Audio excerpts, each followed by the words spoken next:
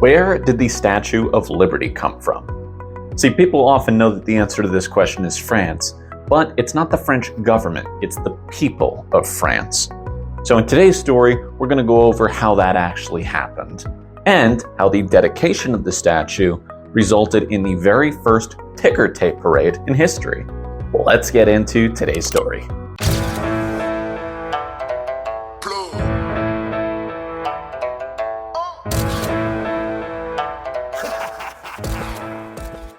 When the US Civil War ended, a lot of people living in France saw this as a sign that it was truly possible for liberty and justice for all. A French sculptor named Frédéric Bartholdi came up with the idea to give a gift to the United States to honor that Union victory. But when he presented this idea to Congress, they basically said, "Nah, we're good." But Bartholdi, he wanted to build some sort of big sculpture.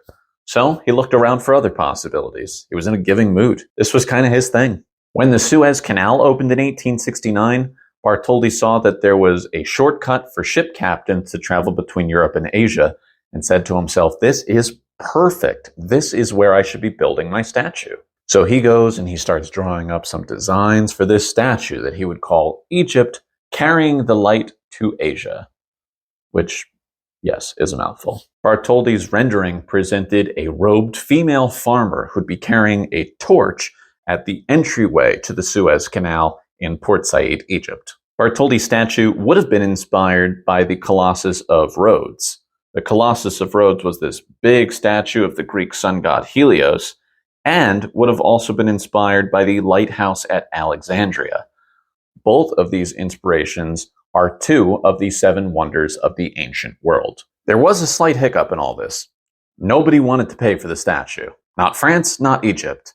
Today, that spot is occupied by the Port Said Lighthouse, which they went with instead. So once again, Bartholdi is out of work. He's looking for anywhere where he can build a massive statue, but he's starting to get really down on himself. He's starting to come to the reality that it's possible his statue's never going to get made. Now, at the same exact time, there is a French political thinker by the name of Edouard de Laboulaye. And he's thinking to himself, hey, isn't America about to turn 100 years old? Laboulaye loved America. In fact, now that slavery had been abolished, he really loved this country. America seemed like a truly free country, while France was teetering between democracy and monarchy. Laboulaye wondered if it was possible to convince the people of France to side with democracy over monarchy simply by reminding them of the strong allyship between the United States and France. Now, it just so happens that Bartholdi and Laboulaye are friends. So they meet up, they hang out, they have a discussion, and they talk about this, and Bartholdi, once again, thinks that he can bring his statue to life. So he pitches this idea to Laboulaye, who falls in love with it. Bartholdi says we can even call it Liberty Enlightening the World. He wasn't great at naming stuff. Laboulaye told Bartholdi, I really like the idea, but I think we're going to run into some financial problems, and we don't exactly know where it would go.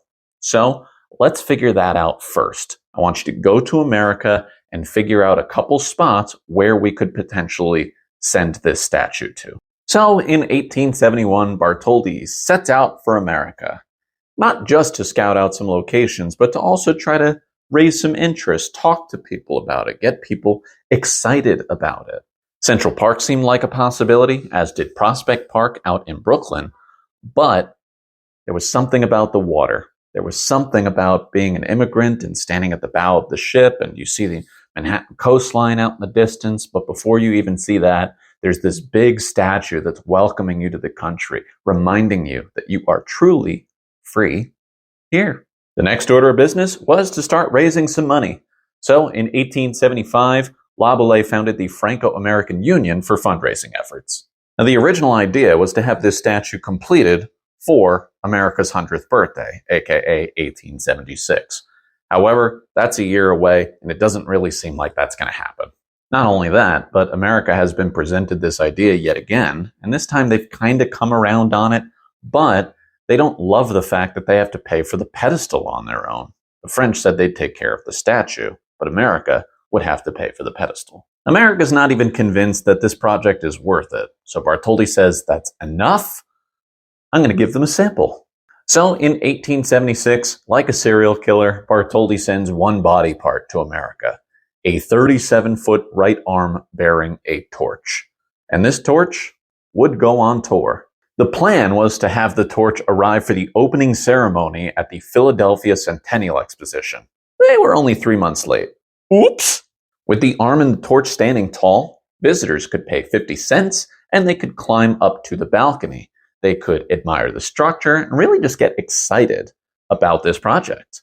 And this worked. People were excited about it in Philadelphia. In fact, they tried to reach out to France and say, hey, you want to put the statue in our city instead? And then Boston made a claim of their own. Hey, want to put the statue in Boston? But New York was too prideful. They weren't going to give up the statue that easily. After the arm spent a few months in Philadelphia, it was sent to New York, where it would remain until 1882.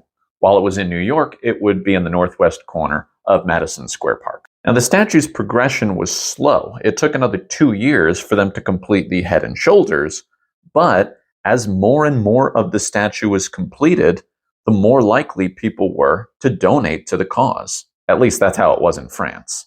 In New York, they're still trying to figure out who the architect is going to be for the pedestal. And although they're raising money through these torch climbs and really whoever wants to donate, they're not actually seeing the statue being built. So they just don't care as much. In 1879, the statue's internal designer unexpectedly died. So they would need a new structural engineer. The job went to a man named Alexandre Gustave Eiffel. That Eiffel. Eiffel needed to design an infrastructure that could withstand strong winds, temperature changes, any number of intense weather conditions, because after all, this is the New York Harbor. By 1880, the French are finished with their fundraising. So now they have all the money they need, and it's just a matter of getting it done. However, Edouard de Laboulaye died. He never got to see the completed project. The statue wouldn't be finished until 1884. When the statue was finally completed, it was like this bittersweet moment. Not just because Laboulaye never got to see the completed statue, but now they have to take it apart. They have to now put it into 214 different crates, put it on a ship, and send it across the Atlantic. And terrifyingly, when they sent the statue back to New York, there was this huge storm over the Atlantic, and it nearly capsized the boat that the Statue of Liberty was on. Can you imagine? When the statue arrived on June 17, 1885, it would be stored on Bedloe's Island, which, as of 1956, we call Liberty Island. However, there's still no pedestal for the statue to stand on. However, they've at least chosen an architect. His name was Richard Morris Hunt. Very well-respected architect. Had built a lot of things all around the country. And unfortunately, a lot of them don't exist anymore today. But he had built mansions for the Vanderbilts. He built the New York Tribune building. In fact, if you're looking for something that's still standing today that maybe there's a chance you visited, you can check out the Biltmore Estate in Asheville, North Carolina. He was the architect for that. Work had begun on the pedestal in 1883, but they were running out of money. However, there was one man who stepped up big, came to the rescue with a brilliant marketing strategy. His name was Joseph Pulitzer. Joseph Pulitzer had just purchased the New York World, which was a New York newspaper. And he made an announcement in the paper that if you donated money to the pedestal, even if it was just a penny, he would print your name in his newspaper. So people are sending in donations left and right, and well, eventually 2 months go by and they've raised $50,000. And of course, Pulitzer loved this because when people would send in donations, what would they do immediately after? They'd go and buy a newspaper so they could find their name. The pedestal was finally completed in 1886. Next, they would put up Eiffel's skeleton and then assemble the statue around that skeleton. The statue was modeled after the Roman goddess Libertas, the goddess of freedom, or if you ask the Twitter experts, they'll tell you it was modeled after Owen Wilson. Suffragists would object to the use of a female statue to represent liberty because women at the time weren't allowed to vote. So when it came to unveil the statue, there's 2,000 to 2,500 people standing on Bedloe's Island, but only 2 of them were women. One of them was Bartholdi's wife, and the other was the 13-year-old daughter for the French engineer who had designed the Suez Canal. Kind of went full circle on that one. Meanwhile, there is a party going on in Lower Manhattan. President Grover Cleveland is leading a parade procession through the lower chunks of Broadway. The New York Times reported as the parade was passing by Wall Street, in a moment, the air was white with curling streamers. Office employees had begun hurling ticker tape out of the window. Ticker tape is a type of ribbon paper that was often used to provide market information to investors via the telegraph. So as these massive crowds are making their way along Broadway, there are more and more office workers that are throwing their spools out the window. And this giant spectacle just became a tradition.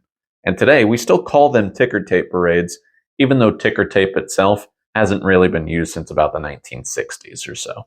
The ticker tape parades are held along a stretch of Broadway that has been nicknamed the Canyon of Heroes. You can find it between Battery Park and City Hall. These ticker tape parades have been held for sports teams, for presidents, foreign leaders, aviators, astronauts, generals. And what we're going to do with this channel is we're going to go over who some of those people actually are and the stories behind them. So be on the lookout for our Canyon of Heroes series. Now, if you are curious about who has received a parade and who hasn't, you can actually walk along this stretch of Broadway between Battery Park and City Hall. And if you look in the sidewalk, you'll see these little black plaques that are embedded in the sidewalk, and each one commemorates a parade. The first parade was for the dedication of the Statue of Liberty, and that occurred on October 28th, 1886. So that's going to do it. If you enjoyed today's video, please make sure to leave a like. If you have ideas for videos, feel free to throw them in the comments section. And of course, make sure you subscribe. And until next time, deuces, kids.